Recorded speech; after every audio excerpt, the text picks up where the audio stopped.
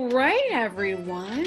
We are now moving into the fourth chapter of the Fantastic Mr. Fox, The Terrible Shovel.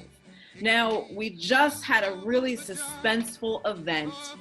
Poor Mr. Fox lost his tail. And we asked you to think about what made that chapter so suspenseful, leaving you at the edge of your seat. We also asked you to think about character traits. We're going to continue to learn about our characters, specifically Mr. Fox, at this point. So you'll get some more information to help you decide what some of his traits are. All right, we'll get started. Down the hole, Mrs. Fox was tenderly licking the stump of Mr. Fox's tail to stop the bleeding. "It was the finest tail for miles around," she said between licks. "It hurts," said Mr. Fox. "I know it does, sweetheart, but it'll soon get better."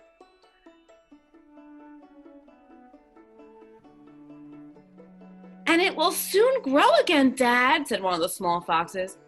"It will never grow again," said Mr. Fox. "I shall be tailless for the rest of my life." He looked very glum.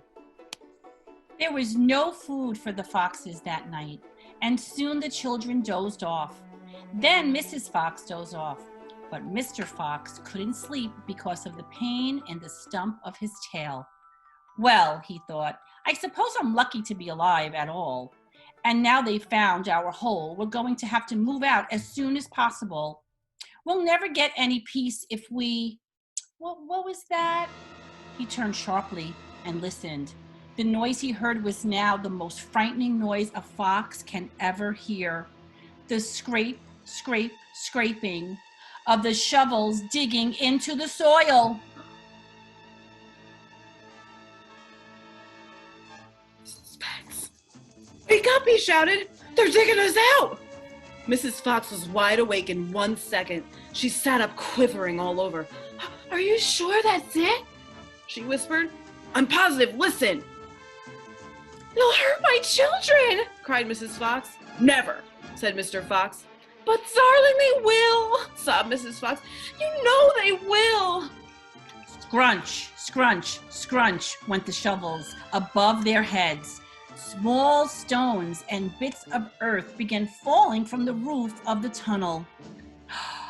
"How will they hurt us, Mommy?" asked one of the small foxes. His round black eyes were huge with fright. "Will there be dogs?" he asked. Mrs. Fox began to cry. She gathered her 4 children close to her and held them tight. Suddenly, there was an especially loud crunch from above their heads, and the sharp end of the shovel came right through the ceiling. The sight of this awful thing seemed to have an electric effect on Mr. Fox. He jumped up and shouted, "I've got it! Come on, there's not a moment to lose. Why didn't I think of it before?" "Think of what, Dad?" "A fox can dig quicker than a man," shouted Mr. Fox, beginning to dig. "Nobody in the world can dig as quick as a fox."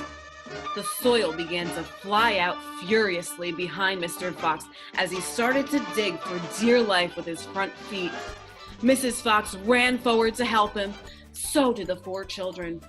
"Go downwards," ordered Mr. Fox. "We've got to go deep as we possibly can."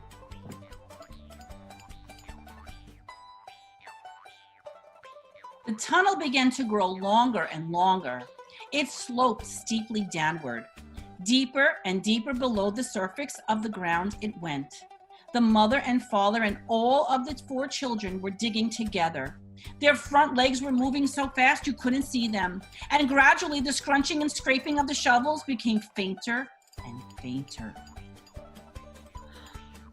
After about an hour, Mr. Fox stopped digging.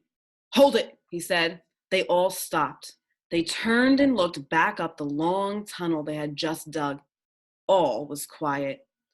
"Phew," said Mr. Fox. "I think we've done it. They'll never get as deep as this. Well done, everyone." They all sat down, panting for breath. And Mrs. Fox said to her children, "I should like you to know that if it wasn't for your father, we should all be hurt by now. Your father is a fantastic fox." Mr. Fox looked at his wife and smiled. He loved her more than ever when she said things like that. Wow, that was the conclusion of that chapter 4. That was another suspenseful chapter. I think that's going to be a characteristic of this book. I think we're going to see a lot of suspense, for sure. All right, everyone, we're going to dig into, no pun intended, chapter 5, The Terrible Tractors, and let's see what these farmers have in store for our friends, the foxes. As the sun rose the next morning, Bogus and Bunce and Bean were still digging. They had dug a hole so deep you could have put a house into it, but they had not yet come to find the end of the fox's tunnel. They were all very tired and cross. "Dang and blast," said Bogus. "Whose rotten idea was this?" "Bean's idea," said Bunce. Bogus and Bunce both stared at Bean. Bean took another swig of cider, then put the flask back on into his pocket without offering it to the others. "Listen," he said angrily, "I want that fox. I'm going to get that fox. I'm not giving up till I strung him up over the front porch. Weak as a dumpling." "We can't get him by digging, that's for sure," said Bogus. "I've had enough of digging."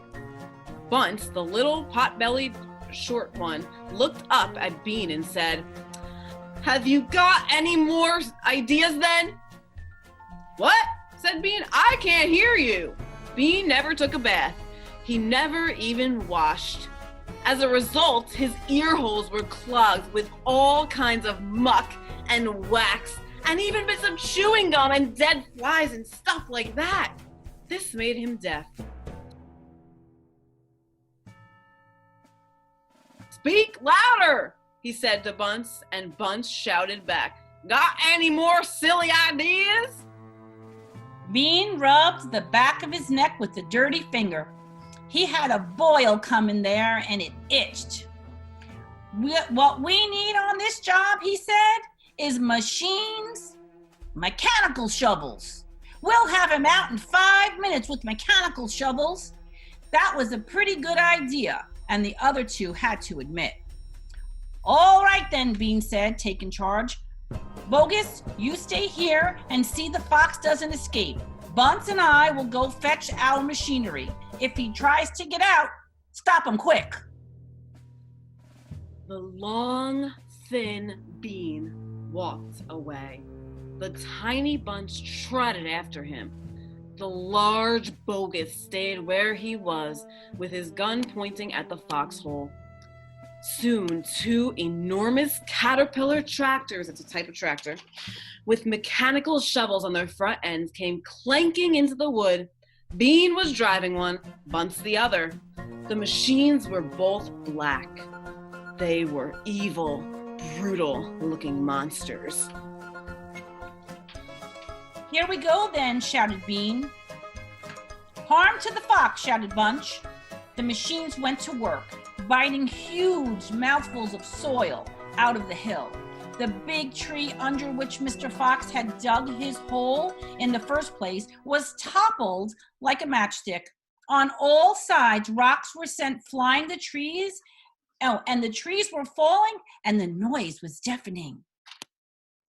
Down in the tunnel, the foxes crouched, listening to the terrible clanging and banging overhead.